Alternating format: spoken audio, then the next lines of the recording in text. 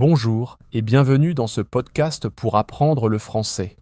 Aujourd'hui, nous allons écouter une conversation simple et naturelle qui se passe à la boulangerie.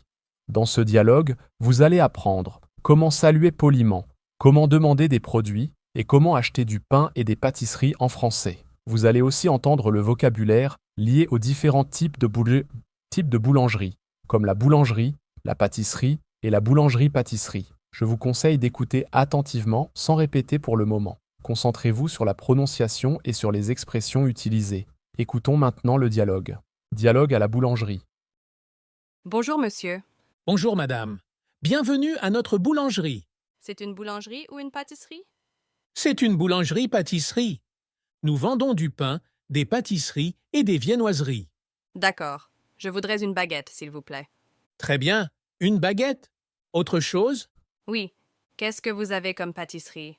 Nous avons des croissants, des pains au chocolat, des éclairs et des tartes. Je prends 2 croissants.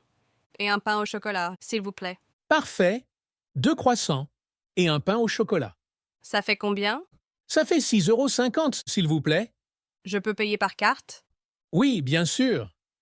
Merci beaucoup. Merci à vous. Bonne journée. Bonne journée. Au revoir. Au revoir.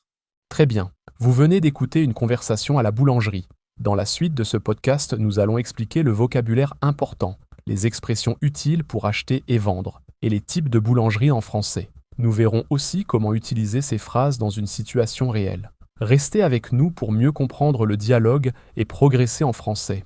Les Français dépensent en moyenne 320 € par an en boulangerie. Mais ce qui est vraiment fascinant, c'est que 95% d'entre eux considèrent leur boulangerie locale comme le commerce le plus important de leur quartier. C'est incroyable comme la boulangerie reste ancrée dans le quotidien des Français.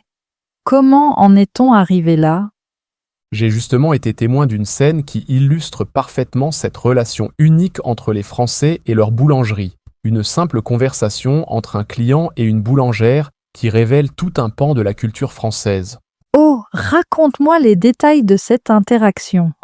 Eh bien, tout commence quand le client pose une question qui pourrait sembler banale ailleurs, mais qui est cruciale en France. C'est une boulangerie ou une pâtisserie? Tu sais, en France, cette distinction est protégée par la loi depuis 1998. Et comment cette réglementation fonctionne exactement? Pour pouvoir s'appeler boulangerie, le pain doit être fabriqué sur place de A à Z. Les statistiques montrent que 74% des Français préfèrent acheter leur pain dans une vraie boulangerie artisanale plutôt que dans une chaîne ou un supermarché. Et dans cette conversation, comment la boulangère a-t-elle répondu? Elle explique que c'est une boulangerie-pâtisserie, un concept typiquement français. Tu sais, il y a environ 35 000 boulangeries en France, soit une pour 2000 habitants, la plus forte densité au monde. Ces chiffres sont impressionnants. Et qu'est-ce que le client a commandé? Une baguette, bien sûr, et puis 2 croissants et un pain au chocolat. D'ailleurs, savais-tu que les Français consomment environ 10 milliards de baguettes par an? C'est l'équivalent de 320 baguettes par seconde. C'est fascinant comme ces traditions persistent malgré la modernisation. Comment expliques-tu ça? Je pense que c'est lié à plusieurs facteurs. D'abord, la formation des boulangers est très rigoureuse. Il faut minimum 2 ans d'études. Ensuite, le prix du pain reste relativement stable et accessible. Une baguette coûte en moyenne 1,1 € pour toute la France.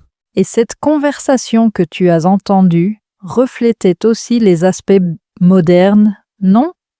Exactement. Le client a demandé s'il pouvait payer par carte. Aujourd'hui, 85% des boulangeries acceptent les paiements électroniques. Certaines ont même des applications de commande en ligne, mais, et c'est là le plus intéressant, elles maintiennent ce contact humain si important. C'est comme si la tradition et la modernité coexistaient parfaitement. Oui, et les chiffres le confirment. Malgré l'essor du numérique, 97% des Français préfèrent encore l'expérience physique en boulangerie. C'est un des rares commerces qui résiste à la digitalisation complète. Et pour les boulangers eux-mêmes, comment gèrent-ils cette évolution? Les statistiques montrent que 76% des boulangers ont modernisé leur équipement ces 5 dernières années, mais 92% conservent des méthodes traditionnelles pour certaines préparations. C'est un équilibre délicat. Finalement, que nous apprend cette simple conversation sur la société française? Elle nous montre que la boulangerie reste un pilier social important.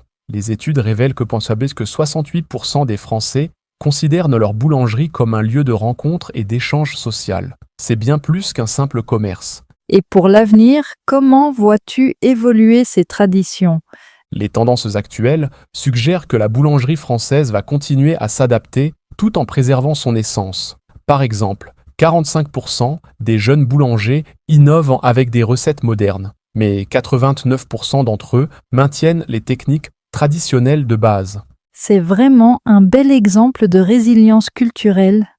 Absolument, et les chiffres le confirment. Malgré l'apparition de nouvelles habitudes alimentaires, la consommation de pain traditionnel ne baisse que de 1% par an, ce qui est remarquablement stable pour un produit alimentaire traditionnel.